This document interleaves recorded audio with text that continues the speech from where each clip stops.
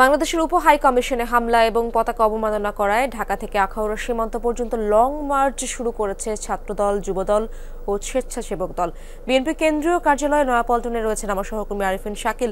সরাসরি যাচ্ছি তার কাছে। আরিফিন, লং মার্চ শুরুর আগে শীর্ষ নেতারা কি বললেন আমাদেরকে জানাবেন, এবং এই কর্মসূচির লক্ষ্য কি?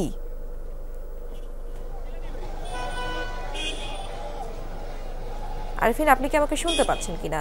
লং মার্চ শুরুর আগে শীর্ষ নেতারা কি বললেন সেটা আমরা জানতে চাচ্ছিলাম, এবং এই কর্মসূচির লক্ষ্য কি?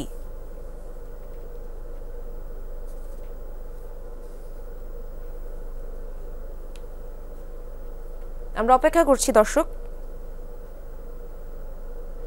তো এই কর্মসূচির মাধ্যমে ভারতীয় যে আগ্রাসন এবং সেই সঙ্গে আগরতলায় বাংলাদেশের হাই কমিশনে সহকারী হাই কমিশন হামলার মূলত প্রতিবাদেই বিএনপি লং মার্চের কর্মসূচি ঘোষণা করে। বিএনপির তিনটি সংগঠন, ছাত্রদল, যুবদল এবং স্বেচ্ছাসেবক দল, মূলত এই তিন সংগঠন এর আগে ঢাকায় একটি পদযাত্রা করেছিল।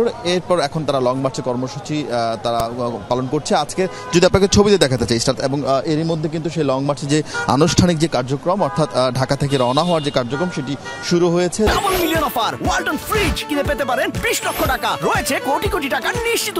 যুবদলের সভাপতি, সাধারণ সম্পাদকের নেতৃত্বে যুবদলের নেতাকর্মীরা এই লং মার্চে যোগ দিয়েছেন। তেমনি স্বেচ্ছাসেবক দলের সভাপতি, সাধারণ সম্পাদকের নেতৃত্বে তাদের নেতাকর্মীরা এই লং মার্চে বহরে যোগ দিয়েছেন। ছাত্রদলের নেতাকর্মীরা রয়েছেন। কিছুক্ষণ আগে এখানে একটি সমাবেশ অনুষ্ঠিত হয়েছে। সেই সমাবেশে মূলত এখানকার বিএনপি নেতা রুহুল কবির রিজভী তিনি স্পষ্টই বলেছেন, যারা বাংলাদেশকে অস্থিতিশীল করতে চায়, যারা বাংলাদেশের ভূখণ্ড দখল করার হুমকি দেয়, তাদের বিষয়ে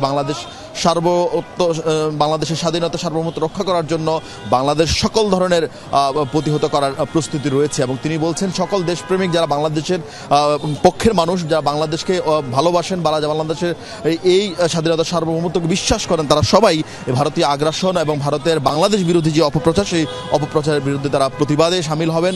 এবং সেই সঙ্গে এই প্রতিবাদে তারা সামনের দিনে বিএনপির কর্মসূচিতে যুক্ত হবেন। এবং সেটা জানিয়ে রাখতে চাই, মূলত এই লং মার্চ কর্মসূচি ঢাকা থেকে নারায়ণগঞ্জ হয়ে, নরসিংদী হয়ে, ভৈরব হয়ে দুপুর 12টা নাগাদ সেখানে একটি সমাবেশ অনুষ্ঠিত হবে। এবং ভৈরবের সেই সমাবেশের পরে কিন্তু ব্রাহ্মণবাড়িয়ার আখাউড়া স্থলবন্দরে গিয়ে একেবারে ভারতের সীমান্ত ঘেঁষা একটি জায়গায় সেখানে একটি সমাবেশ অনুষ্ঠিত হবে।